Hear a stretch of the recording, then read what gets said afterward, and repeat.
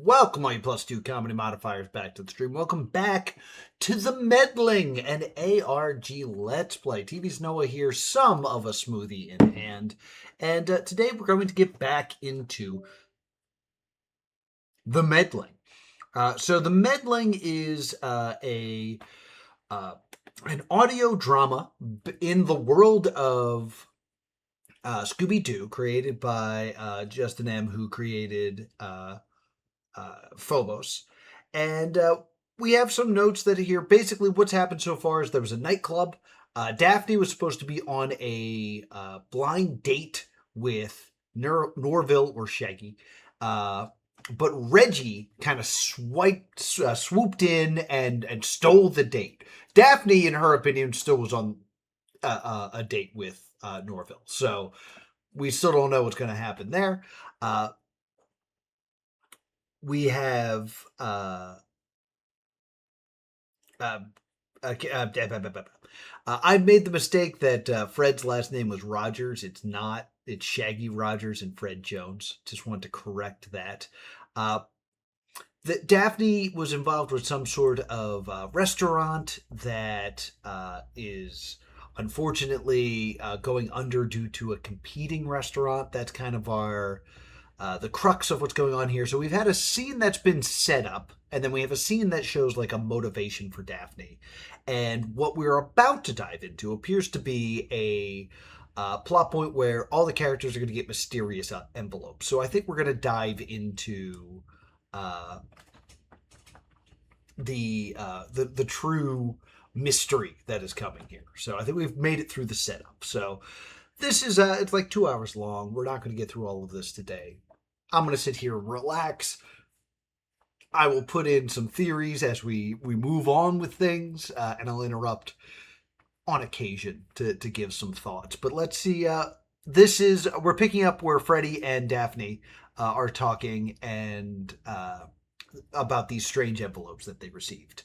Also, just pay attention anytime that the closed captioning does not match what they are saying. Can you tell I'm still sick? I'm a little slow on the get up today. Oh? Freddy produces 2 teal-green envelopes from his backpack. These are those letters I told you about. They were in my mailbox. There's one addressed to each of us. I didn't open yours, naturally, but mine says... Well, I'm not really sure. It's a little confusing. You didn't sign us up for something, did you? No. Daniela takes the envelopes, removing a letter from Freddy's. So it's like an event? I guess. And it's this Saturday? That's what mine says. I assume yours says the same. Daniela removes her own letter. Ooh. Yep. Almost identical except the name. That is weird. It's not even signed. Maybe it's like an underground party thing? Ooh. Did you want to go? Did you? Only if you do. Could be cool, could be boring. We'll be together, so it'll be fun either way. Your call. Yeah, we should go. Weird though, they spelled my name right on the envelope, but the letter inside says...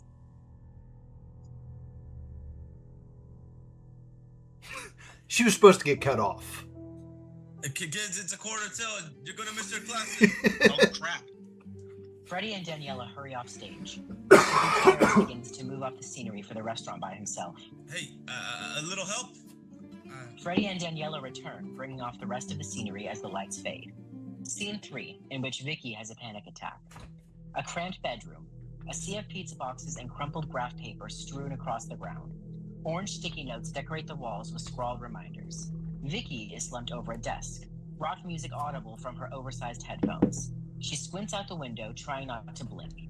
Mrs. Doyle knocks, opens the door, and enters in one swift motion. Victoria, dear, it's 6 o'clock in the morning. Are you all right, sweetheart? Yeah, Mom, Because you were supposed to be up at 5 o'clock. Studying early is studying well.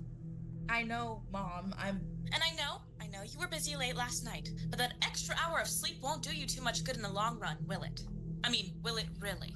This music is really No, Mom. intense for this So what's going on? conversation. I don't see any books. Are you doing a memorization exercise? Do you want me to get you more flashcards? I'm going to study in a minute.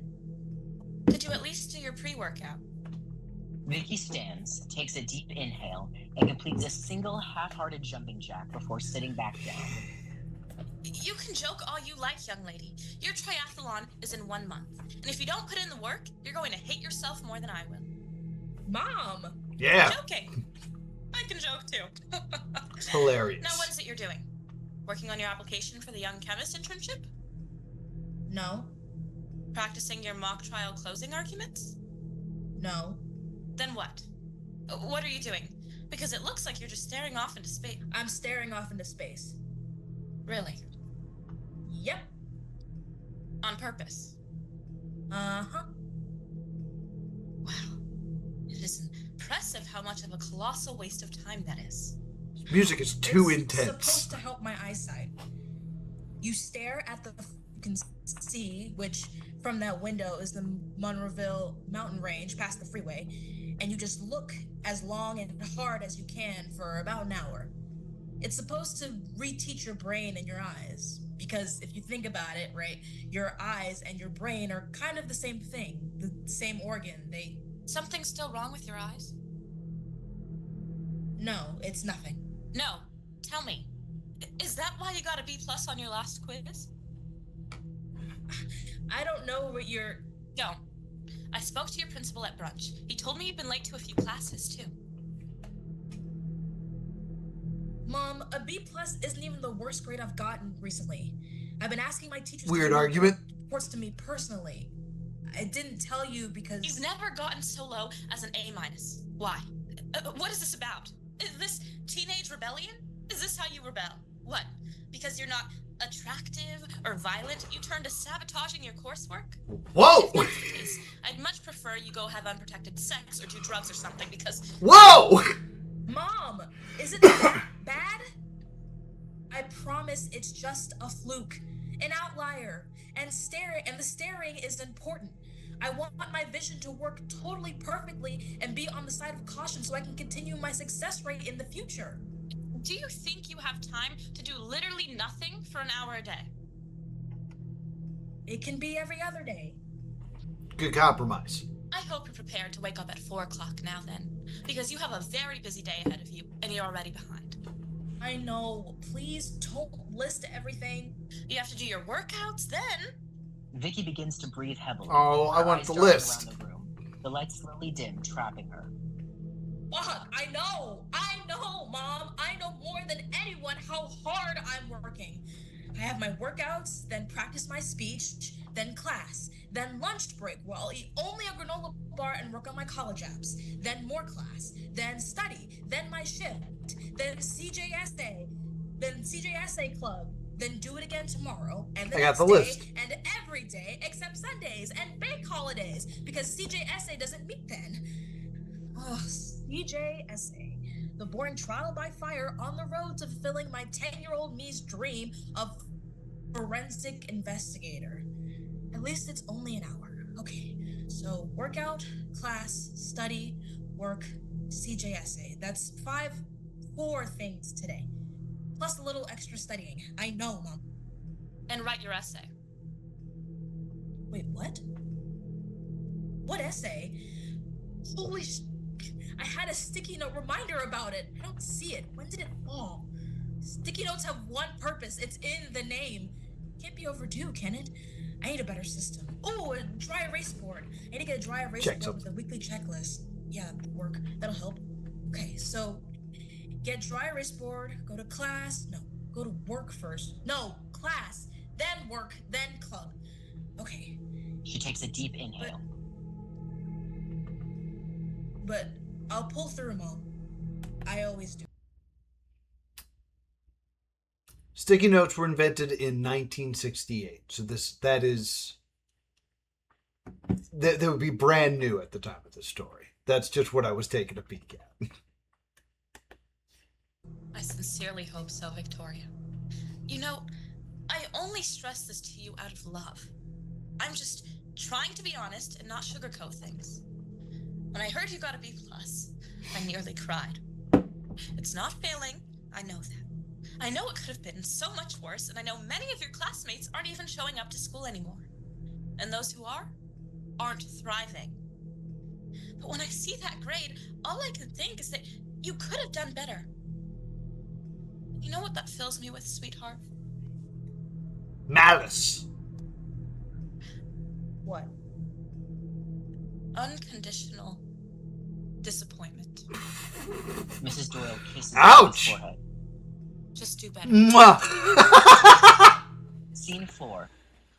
I'm disappointed in you unconditionally. Brutal. It took me this long to realize that's Velma. In which Norville gets Whoa. heckled by God. Church on a Friday. Heckled by The God. words empty. Norville waits at a confessional booth. Father Melton rushes into the room. I'm sorry to keep you waiting, Norville. I took a long lunch. You know, I've never cared much for ethnic food, but that new Taco Bell down the street, you just can't beat the prices. Father Melton enters the confessional chamber, struggling momentarily to close the curtain. Double duty. When last It's have you tough. confessed, my child? My last confession was last Wednesday, Father. Right. Was that the time about eating shellfish or about the polyester shirt? The polyester. I really had no idea it was a mixed fabric. I burned it. And what sin have you today come to confess? Punch the guy. Impure thoughts of the extremely sexual and the graphic variety. You also punched And how somebody. many times have you committed this sin before God? Many times. All for the same person, and ways I've never experienced before. My mind and my body conjure up such strange urges. I see. Do you know James 1:12? I do. Good. Norville crosses himself. Blessed is the one who perseveres under trial, because having stood the test, that person will receive the crown of life that the Lord has promised. When tempted, let me not say God is tempting me, for God cannot be tempted by evil, nor does he tempt anyone. Each person shall be tempted when they are dragged away from the path of the Lord. It's not where I thought this was going. And enticed. Then, after desire has conceived and bringing one from their path, it gives birth to sin. And sin, when full grown, gives birth to death. Amen. An uncomfortable silence. Father, sometimes my penis becomes hard at the thought of... Oh, well done, my child. I will begin the sacrament of reconciliation. Thank you. I have another confession. I mean, yes, my child. What is your sin? Violence, Father. There we go. Physical violence? Unprompted? Sort of. It was a Norville, prompt. You do know that one is the first to confess their most gravely sins. Why leave this one until the end? Against violence, impure thoughts are not so. I didn't say to who I inflicted the violence, Father. Did you want to say who it was? Your No, son. I don't want to say whom it was. Then it is done. Thank God. God, the Father of mercies, through the death and resurrection of his Son, has reconciled the world to himself and sent the Holy Spirit among us for the forgiveness of sins. Through the ministry of the church, Father Melton's voice fades out as Norville bows his head in prayer. Heavenly Father, I have a joke for you. It's sort of a call and response joke, so if you feel the urge to respond, please do. Not that you need my permission. Of course you don't need my permission, but what mountain range were Adam and Eve forbidden to visit? Norville holds a hand to his ear and leans so the ear faces upwards to heaven. God, unsurprisingly, does not respond. What one, Norville? The Appalachian Mountains. Get it? Get it? Stick to one-liners. Better yet, stick to no-liners. Oh! God? Nah. It's Statler and Norville. Waldorf.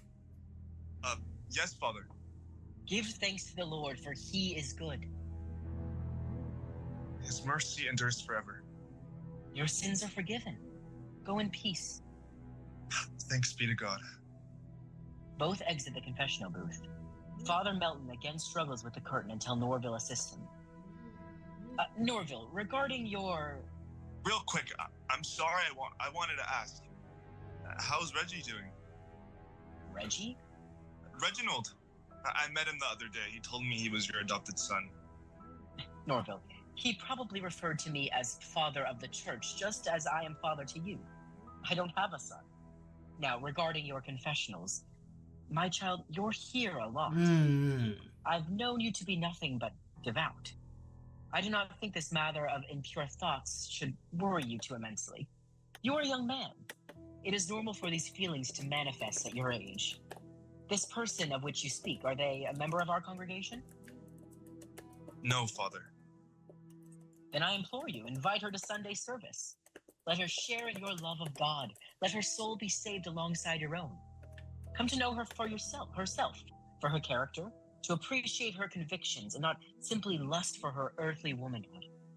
You will grow your care for her, and hers for you, into a blossoming tribute to your mutual love of the Almighty. Who's her? What? You said her. I'm referring to the girl for whom you just confessed having sexual lust. Oh, I wasn't talking about a girl, Father. Oh! Scene 5, in which the... Okay, so Norville's got feelings for... It was Jones that he was hanging out with, I believe. Very exciting. Very, very, very fun twist there. If I ever went to confession and the priest started being like, yo, your pacing of your confessions doesn't make sense, you should, here's some structure that you should add to your confessions, I would flip out.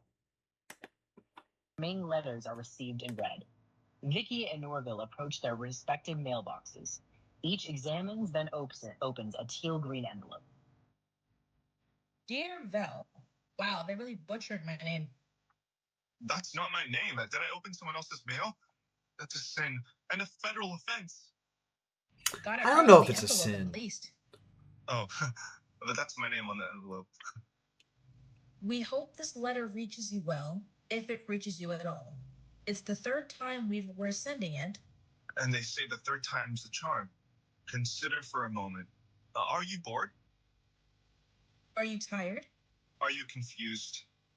Two faint lights illuminate Daniela and Freddie, reading their own letters. Are you disillusioned? Are you lost? Are you weary?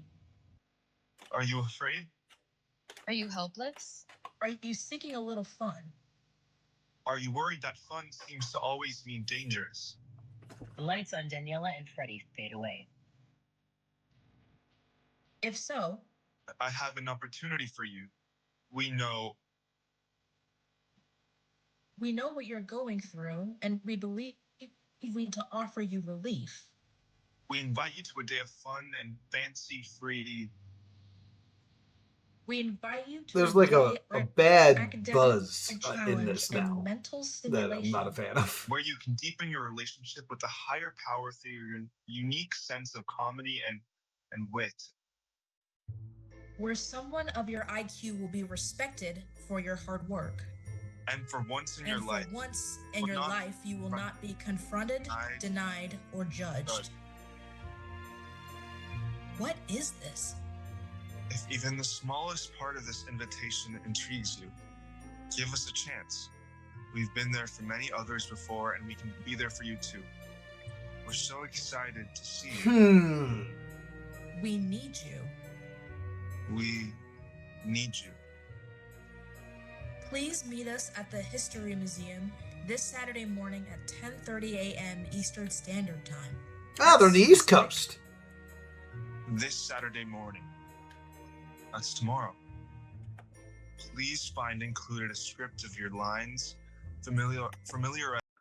This Saturday morning, that's tomorrow. Or last week. I could be reading this at the wrong time.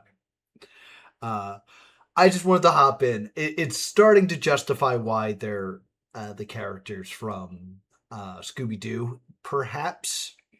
Because it seems like they each got the letter, but the letter inside is using their Scooby-Doo names. Like Vicky is Velma, Norville says Shaggy. That's why he's like, oh, it's someone else's mail. So there might be something coming that's like going to justify the use of the IP. Yeah. Yourself with them. No need to be off book. Yours sincerely, and there's no signature. P.S. You are more than welcome to bring your dog. Oh, a dog. Don't have a dog. This is obviously some kind of scam or something. On the one hand, this sounds too good to be true. On the other hand, I mean, this is ridiculous. They might as well have said, come on down, get your organs harvested. I can't think of a single downside. I'm going. Then again, my mom doesn't know about it. I need to work on my jokes. And being in an intellectual setting without my mom sounds wonderful. Ugh, I can't decide. Tomorrow morning can't come soon enough. Just give me 15 minutes to make up my mind. Stage lights down, house lights up. We will now take a 15-minute intermission. No, stop. I made up my mind. Lights are back on Vicky, still holding the letter. That's a good bit. Okay, I'll go. Scene 5, in which the gang meets. Daniela and Freddie hold hands, standing awkwardly next to an antique table with a pack of plastic water bottles and small Tupperwares of food. Norville stands at attention. Vicky taps a marker onto a notebook. Each holds a script. Oh, that's cool. Also, hey, Justin. Is this like a sex thing? What? I don't think so. Oh God, I hope not. I've never mentioned academic stimulation, but the back room of an empty museum kind of implies a different kind of stimulation.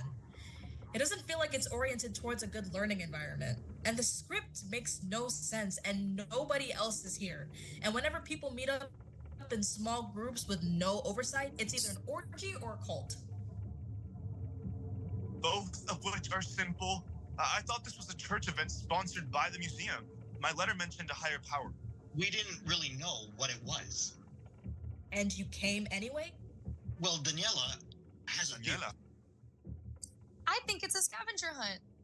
You two aren't dating, are you? No, my standards are very, very high. Okay, so yeah, help yourselves to any snacks. It's chips and carne asada from my favorite place. Just grab some. I have dietary restrictions. Is it only going to be the four of us here? Because I might go. You can't have plain chips? She was on snack duty. I was on water duty. You folks didn't bring anything, did you? It's not a fucking potluck.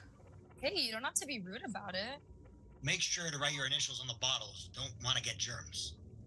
Is carne asada pork? You said you weren't hungry. Hey, guys? Vicky rubs the base of her ear in discomfort. But I was pretty hungry last week when I was waiting for my date to show up. What are you talking about?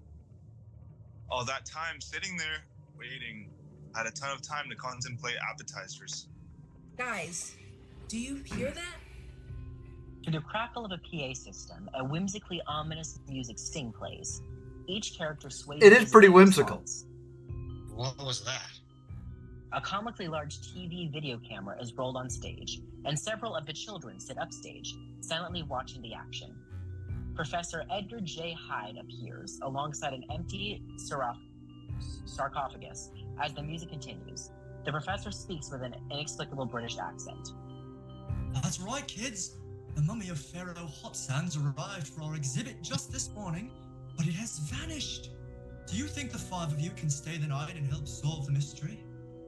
The lights shift from natural to melodramatic, and all four teenagers instantly adopt cartoonish, exaggerated styles of performance. Vicky snaps into a sappy smile with a nasally smug tone. Freddie now speaks with a boyish himbo attitude. Daniela seems overly enthusiastic and entirely loses her slight accent. Norville has a prepubescent, unconfident delivery. Ah. Don't worry, Professor Hyde. We're on the case. Oh, they've become the characters. Missing mummy in no time. Like, Professor Hyde. Maybe he's just like playing hide and seek. A laugh track plays. I've read about this mummy. If I was the superstitious sort, I would pin the disappearance on the pharaoh's curse. Curse? What curse? Legend has it that if the mummy is ever taken out of Egypt, it would come back to life and turn those responsible into stone. Stone? Norville jumps into the air but seems to genuinely fall, briefly returning to his regular personality. The music pauses. Shit! Ow! Why'd you do that? I don't know. It felt like someone was supposed to catch me or something. He was Everyone trying to do stares the at run. Norville, who quickly continues That's in fun. a crackling cartoon voice. The music resumes. Like, can we get this whole mummy business wrapped up before my midnight snack? You already had a midnight snack. What? A guy can't have 2 midnight snacks. Laugh track. I must take my leave. I'm sure you'll have no problem with the curse. It's only superstition, as your friend said. I wish you well. He exits. Okay, gang, the first thing we should do is split up and look for clues. Come on, Norville. Let's go investigate the sarcophagus. The light follows the pair. Like, I sure hope that's Egyptian for sandwich. Laugh track. God, Scooby-Doo jokes are What's terrible, with the weren't kooky they? coffin? This is a sarcophagus. It's where the pharaoh's mummy was buried. And look, a strip of fabric. The ancient Egyptians used strips like these to wrap mummies. Lights up on Freddy and Daniela in the opposite corner of the room. Gee, Freddy, I sure hope the mummy doesn't find us before we find the mummy. With your keen eye, it'll be a cinch. Oh, Freddy, you're sweet. You're the swingingest boyfriend a girl could want. The music once again pauses, the lights becoming briefly normal. Daniela snaps out of her daze. Wait, not that we're officially together yet, I guess. Or that you're a I swinger. do like you, yeah, but why would I say that? Look, a clue. Daniela returns to her trance, and the music resumes. She lifts a crumpled sheet of paper from the trash can. It's a shipping receipt. 8.385 pounds shipped from England on behalf of the World Egyptology Commission to the Monroeville History Museum. 8 pounds? This mummy must be on a diet. But I'm Ching. Did I hear someone say diet? That's my least favorite word. Look what we found. These bandages must come from the mummy, but pay attention to the threads. Threads, you mean his outfit? Vicky holds the bandage up to the light. The threads in the bandage, Freddy. They could only have been manufactured by a machine. These can't be thousands of years old. So our missing mummy may be a phony. Like, I hate to be the one to tell you, but that guy over there sure looks like he'd disagree. The mummy enters. The game What? turns mock running in profile. The mummy pursues. All 5 comically dart around the space. Norville jumps under the table. The mummy gets on top of the table and tries to grab Norville. Daniela tries to catch Later, the bud. mummy but catches Vicky instead, etc. Finally, Freddy stamps his foot onto a loose bandage, causing the mummy to trip. The gang surrounds him. Oh, we didn't even get a full gang, door let's see who farce. this mummy really is. The mummy is unmasked. Professor Hyde. You rotten rascals! Just as I thought, Professor Hyde used a story. The only other person in the cartoon. Sarcophagus being empty. He wanted to scare people away from the museum so he can make off with the real treasure, the golden sarcophagus itself. But the shipping label said the sarcophagus only weighed 8.385 pounds. How do we know something so light is worth any money? I can answer this one. In England, pounds aren't a measurement of weight. They're a measurement of currency, and decimal points work like commas. The sarcophagus is worth over 10,000 US dollars. Smart thinking, Vicky. That was a lot in the 60s. Like, talk about unraveling a mystery. And I would have gotten away with... The lights snap back to normal. The professor and the children are gone. The teenagers look around, bewildered. Whoa. Wow. That was... I don't know what just happened. I guess we all knew the script better than we thought. I was just kind of winging it. And we all saw that too, right? I didn't even know what I was saying. I just... I felt it, and then I said it. It felt right. I feel tempted. I shouldn't feel tempted, should I? People can be tempted by good things. This felt like a good thing. Like the pounding in my head, it finally stopped for a minute. It was like I could see everything perfectly. It was natural.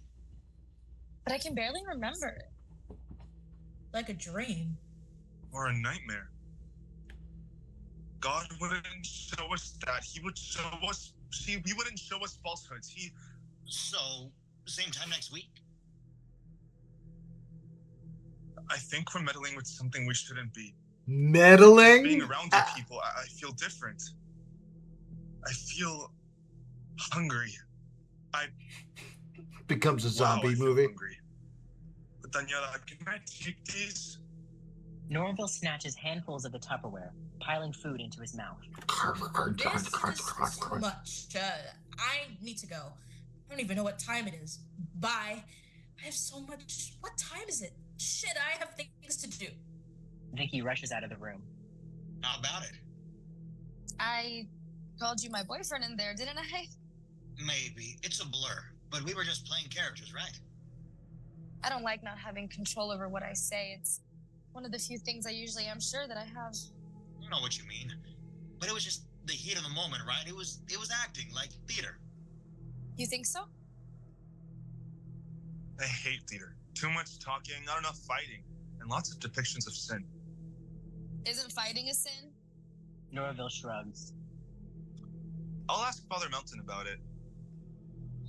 Freddie, can we talk later? I need to bring this Tupperware back to Mr. Gutierrez. Tell him hi for me. Tell him his food was incredible, but the portion should be bigger. Okay, I'll tell him. Gluttony's a sin, Norville. She exits. Pardon me, Norville. It's hardly my business to say this, but maybe the reason you're so worried about sins is that you've barely been exposed to them. They're just conceptual to you. I don't mean to insult your religion. That would never be my intention. I know it's important, but there's only so much healing and discovery you can do if you're bolted next to a pulpit.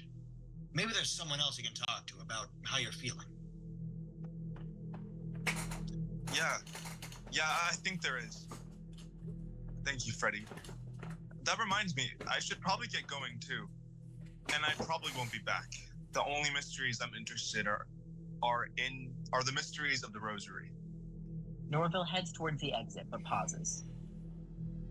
Freddie, did you think I was funny in there today? Absolutely hilarious. You're a natural.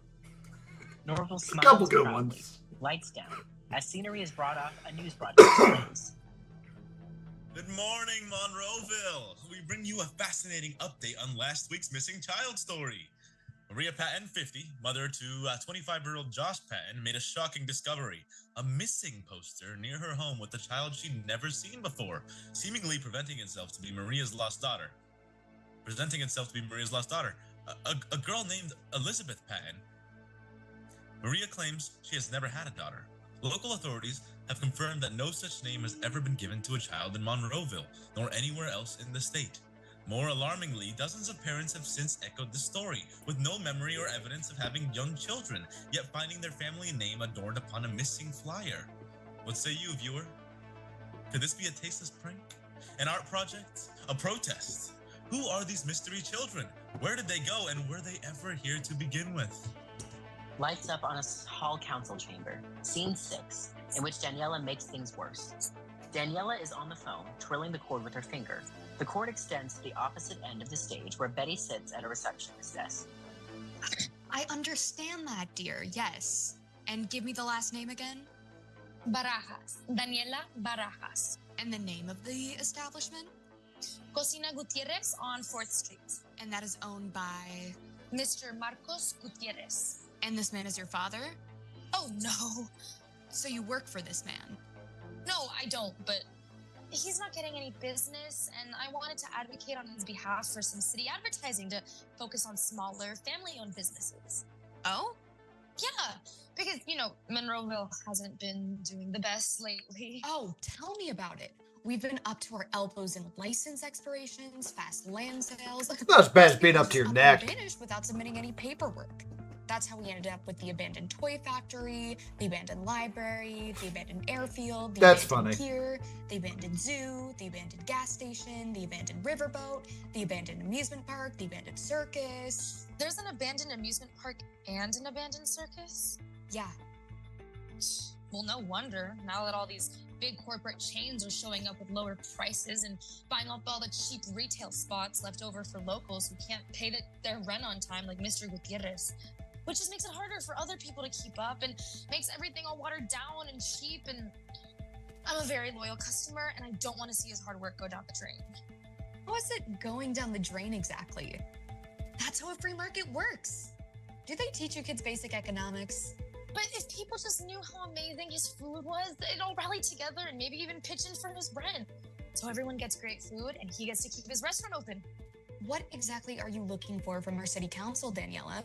The mayor is very busy and I don't have time to... What if we produce a series of billboards for Cocina Gutierrez? We can target people my age, explain to them that this is a spot, that it's a great meetup spot just minutes from school, somewhere for them to go study, go on dates, like a hub, a communal hub. And once enough of the teen crowd are going, they'll invite their parents. And people will come to Monroeville specifically for it. It can help us financially. That's not our department, and I think you'd be hard-pressed to find any advertising firm that would do something like this pro bono. Yeah, If at all. sorry. But can I give you some advice? People, especially teens, don't go to Mexican restaurants to spend their free time. They go to the alleys behind them. Now, if this were a malt shop, well, that would be easier. You said the owner is rebranding the location? Yes, he's already started repainting the sign. That's why we need to be quick. Rebranding to what? Spanish food? I thought that's what he serves now. No, And I don't remember getting a form from him for a renaming or a repaint. You said this is on post. Oh no! Flips through several manila folders. Do you know the phone number for the Gutierrez Cocina? Hang up! Yes. of Run course. away! No, she's tricking you! *71 and dial him into this call, please. Daniela does eagerly. Mr. Gutierrez appears upstage, attached by a third strand of phone cord. Hola, this is Taste of Spain restaurant, formerly known Cocina Gutierrez. How may I help you? Mr. Gutierrez, good news. I have someone from the city council. Oh, how do you not see this coming? Sir, you own and operate your establishment yourself, correct? Yes, ma'am. I have for many years. The young woman on this line has brought it to my attention that you're repainting. Yes, ma'am. I haven't come across your file before. You folks are really tucked away, aren't you? Well, this young woman has informed me that you've been struggling to pay some of your bills. What? Daniela, what did you... And now that I'm looking at our records, it seems you've missed your last 3 months. I don't know how that slipped by me, but now that I see it, I'm going to have to inform you of the city's... No! She was just trying to help! Please, ma'am. I'm sure there's been some kind of mistake. There isn't, I'm afraid. You can submit an appeal, but you'll have to wait until next weekend. Unfortunately, our whole team is taking a wellness retreat out of town. I don't know how to. It's a $50 fee per appeal plus a $10 delivery convenience fee. You know what? It's almost my lunch break. I'm sorry. I'll mail you the rest of the information. Thank you for the chat. I hope you have a nice rest of your day. Betty hangs up. A silence hangs heavy over Daniela. I am so... Don't say anything. Lights down.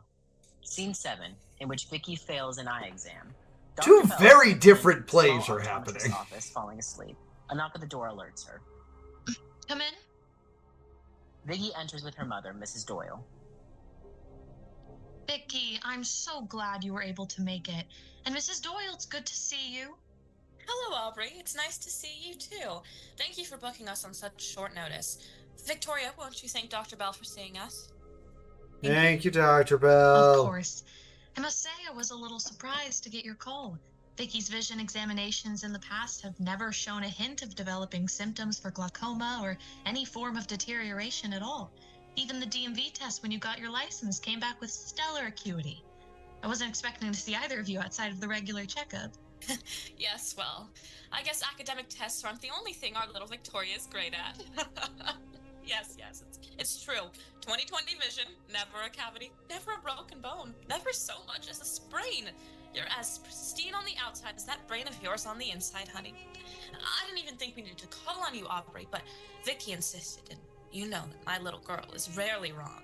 I'm sure it's nothing serious, of course. Yes. Now, Vicky, what seems to be the issue? Your mother mentioned on the phone that this is a recent development. I like to look out the window. And I don't know why, but whenever I try to focus... Oh, Doctor!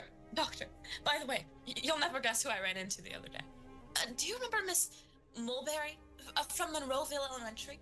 She was Victoria's math teacher, the one with the gross thing on her nose. She just reminded me about that parade that they threw when they all... Do you remember this, Victoria? You must weird. remember. Doctor, you must remember this. The whole town went. I'm not sure which parade you're...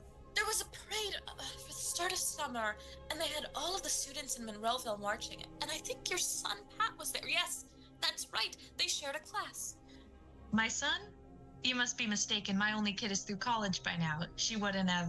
And they put Victoria in a chair on top She's of been the floor erased! because she was the only student ever to never score below an A on anything, ever. The only student. Yes, I think I remember that now. Sure.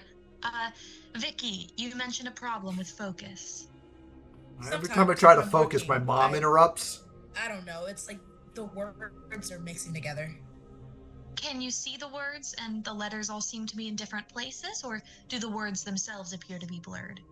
It's not that it's more of... I guess it's like a blur.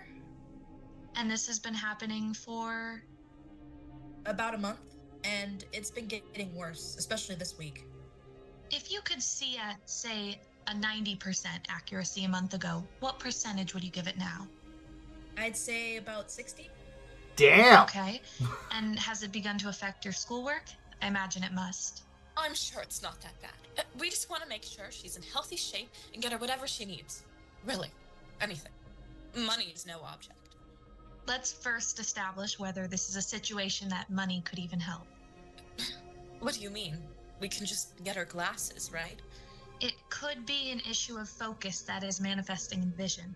Sometimes patients assume problems are physiological when they are, in fact, psychological. Mental. Mental. Do you know how many academic decathlon medals this young lady has won, Aubrey? Let's not make any decisions before running a few tests. That's all I'm saying. Dr. Bell places an elaborate... Whoa. Dr. Bell places an elaborate... Sure, over Vicky's face. What is this? You think she needs them? Stage left of Vicky, a projected zoomed-in image of her eye appears. It blinks every few seconds. It's just procedure. I didn't think it was this serious. Mrs. Doyle? I hope you understand how any unforeseen visual ailments might be taken by Victoria's peers. My Unforeseen diagnoses do not leave visuals. this room, Very but good. I fail to see why your main concern is not... Or how it might affect her academic and competitive career. Mrs. Doyle, would you terribly mind stepping out of the room for the exam? And why do I need to do that? I'm Light. afraid it's just procedure. I Yeah, do the there you exam go. with the patient, and then I give the parent the results. I think it would be in your daughter's best interest for me to perform the procedure to the letter of the instructions. Fine. I really hope the results are to my liking. The results will be accurate. I hope they are accurate, then. And to my liking. Just get out of the room. Mrs. Doyle I hate walks you. to the door. Oh! By the way, Doctor, my firm is reviewing our sponsorship opportunities for the next quarter, and the name of your practice kept coming up. Out of the room. I'd love to get this place some new equipment. Out of the room. Good luck on the exam, sweetie. Mommy will be waiting right outside. Mrs. Doyle blows a kiss to Vicky as she exits. I'm so No sorry. kisses in here, I'm sorry. Don't be. Will you remember our friend the Snellen chart? Dr. Bell produces a rolling board with an eye chart. Vicky, if you could stand opposite the board and cover your right eye, please. Vicky does as instructed. Read me that big top letter. B. Are you sure? Very sure. She's It not looks like a covering V her to eye. you. Yep. Next line, please. I-K. Dr. Bell looks through the viewport of the phoropter. On the projected eye, we see a pupil dilate briefly. The eye is no longer blinking at all. Interesting. Am I doing well? Somehow you've seen an E, a G, and an A as a V, an I, and a K. But read the next two lines back to back, please. K-I-C-A-N-T-S. Dr. Bell stares Vicky solemnly into the Cants. viewport. The pupil now seems to slowly expand, impossibly, towards the edge of the iris. Dr. Bell, Dr. Bell remains transfixed. do you want me to keep reading? Huh? Yes. E-E-B-U-T-I-C-A-N.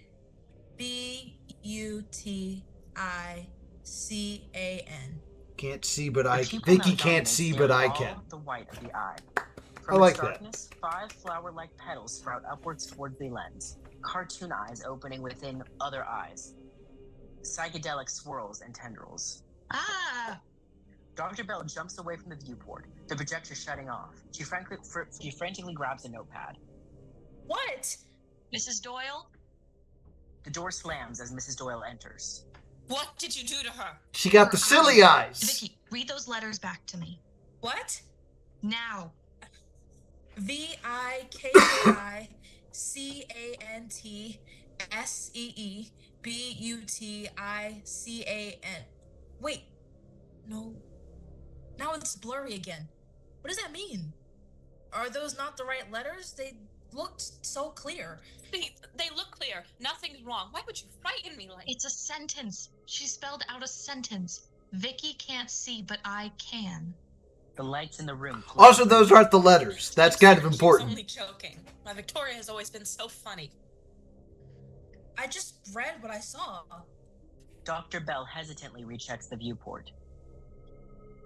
Oh, my goodness. I'm sorry. I must be seeing things. That's not good for your profession. That's ironic. Yes, I know. Vicky, I think you should get a second opinion. Agreed. Yeah. Here's mine.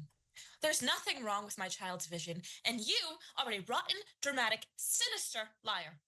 Let's go, Victoria, before this quack tries to beg me for breadcrumbs. Lights Could down. like a duck. Scene 8, in which Norville takes a hit. Jones and Norville sit on the front porch of a house. Jones is rolling joints. Norville is eating a large hot dog. Thank you for lunch. I've been starving all week. Okay, so they're absorbing the qualities of their cartoon personas. Like Vicky is Velma, and suddenly she can't see without her glasses. Norville is becoming hungry and hungry like Shaggy. Fred and Velma don't have that many qualities as cartoon characters. You'd think they would, but they don't really, other than being not Spanish. For Daphne, but interesting. I'm digging this now. Let's go. Don't mention it. So you solved a mystery at a museum? That sounds nuts. It was. More exciting than my weekend, that's for sure. Jones is Fred's I mowed last the name. lawn around the Thing. furniture store for 4 hours, and instead of the pay they promised, they shipped me a prototype mattress as compensation. Cheap box. Language. Anyway, these people you met, they laughed at all of your jokes? Because your jokes Every are terrible. single one. It was unbelievable, Jones. It was like a roar of laughter. A sea of laughter. Wow. Jones takes a long draw on a joint, coughing. You don't mind, right? No. You know, I really didn't think I'd see you after that night. What? How could I avoid my good pal poor Sid? You laugh, but it gave me a cool nickname. You just go by your last name. That's not a nickname. Sure it is. No, a nickname is like I used to have this dog, right? And his name was Too Much, but he had like weirdly long hair for a Great Dane, so we called him Shaggy. His name was Too Really long Much? hair yourself. That's a nickname. It's something like it's something you earn as you live, or not something you're born with. Neat. So what happened to him? Too Much. Who? The dog. Oh, huh. I don't remember. I guess he died, right? I don't know. Jones takes another hit. Jones, I kind of need to ask you something. Shoot. Are you, Am I? homosexual? No, I'm not. Remember the Norville whole exhales a date massive thing? sigh, laughing to himself. Oh my. Jones, that is such a relief. I'm so sorry. This is going to sound ridiculous now, but I somehow got it in my head that you were into men. Sure, I like men. But you just said... Oh, I get it. This is going to be a joke, right? You mean you like men? As in, you get along with them, but you aren't attracted to... No. I mean, I want Burt Reynolds and Sam Wisby to ride me off into the sunset. That is, But no, I'm not a homosexual. I don't consider myself to be. It's just another label. It'll change with the wind. I don't knock people who want to call themselves that, of course, but personally, I don't need it. I don't need a camp to fit into. I see a girl that wants to jump my bones, and if I'm into her, I will. If I see a guy who wants to make some bacon under the sheets, if I'm into him, I will. I've never heard I make take some things bacon and as a people as they come. euphemism. No reason to care about it past that. That's how I feel now. That's how I'll feel if I'm able to go to college, and that's how I'll feel in the hereafter. the hereafter? You really think you'll end up there? Fuck you, man. You need help. I know you don't realize your sins, but these perversions, they... come with me to Sunday service, Jones. Fuck no. Don't start on this bullshit, okay? I try to be tolerant of you evangelizing types, and you seem like a cool guy, but I've had my fair share of paranoid shitheads telling me that their little book disagrees with who I'm horny for. Do you care about me? I thought you were hot and fun to talk to. I just don't want you to suffer. I'm suffering now because of this conversation. I'm not coming with you to hear a bunch of prudes give me a lecture. Why does it make sense for a bunch of men who sit around in a chapel and talk about how much they love the Son of God to turn around and judge me and judge someone for crushing on men? I mean, you've heard how they talk about Jesus. This is about to go down a road. Who can blame them with those big muscles and the statues, am I right? All strung up and helpless. Talk about a second coming. Whoa. That is disgusting. So you don't even believe in God? I 100% do. It keeps me sane. I also believe that the creator of the universe wouldn't give us such strict boundaries. I think he'd want us to live a little. Trust that God has a plan. Don't hurt yourself. Don't hurt anyone else. You need to. And try to be content. Happy, even. That's my mantra. It's that simple for you. It is that simple. Norville gestures towards the joint. So according to your worldview, if I smoked that... I assume that A it isn't wouldn't be a sin. anything. I've seen it, but I haven't been paying mind to it. Norville takes the joint from Jones, swallows, then takes a long hit, coughing deeply. That's a good joint. Yeah. Whoa. You know, you don't have to smoke now. It's not all or nothing. It's just doing what works for you. Norville, still coughing, hands the joint back to Jones. They lock eyes. Slowly, the pair inches closer together, their faces nearly touching. But Norville abruptly coughs again. Jones laughs. Oh, man, I'm sorry. It's okay. It's all okay. Take it as it comes, right? Right. Jones begins to turn away, but Norville kisses Jones. Jones grins, brushing Norville's hair to the side. You and your crazy hair. Come on, Shaggy. Let me show you that prototype mattress I was talking about. Ooh! Lights down. Scene 9, in which we give Freddy some feedback. All right. We're running low on times on the stream here. And this seems we're in between scenes, so this seems like a time to end here. So we have almost exactly a half hour left of this. We'll have to do that on another stream. But this is cool. This is very interesting. It's definitely picked up. It had a very long beginning. It had a long beginning of just like kind of stuff happening that didn't seem as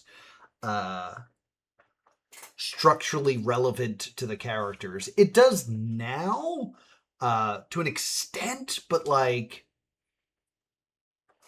I'm trying to think what in that first scene in the nightclub, we established that Vicky wasn't doing well in her grades and was trying to buy test questions, which other things kind of like established and reinforced.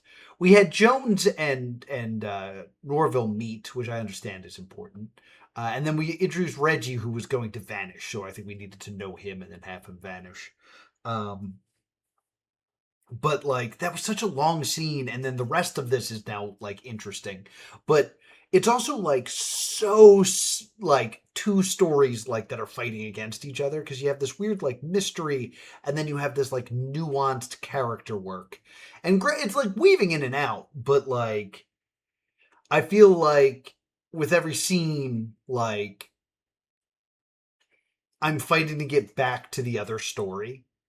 Like the scene that we just watched with Norville and Jones is a very interesting scene and a lot of good character stuff, and could exist in a play that has none of the weird Scooby-Doo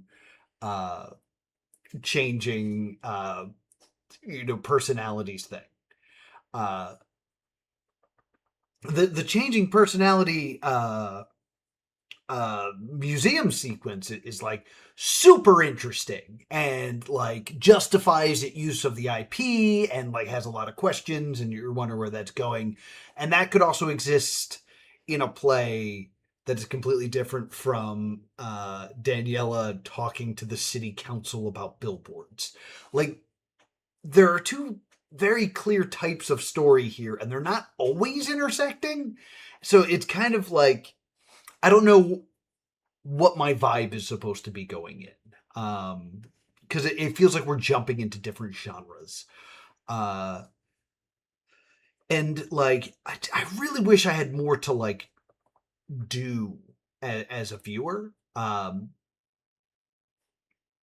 It like right now it's not giving me a lot to think over. It's giving me a lot, like I'm enjoying the ride, but like I'm not asking questions other than what's going to happen next.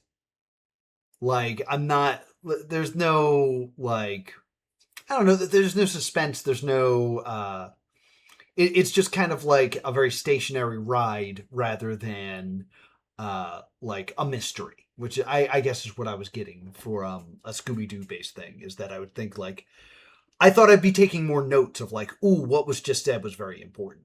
But instead, like the Vicky IC thing, like I can see but Vicky can't. I think that would be far more effective if the optometrist was just like, this is nonsense. Like all she's saying is nonsense. And then later it was Vicky that was like, wait a minute, the letters I said spelled something. That would reward me as a viewer for figuring it out first, instead of it immediately being dropped on me.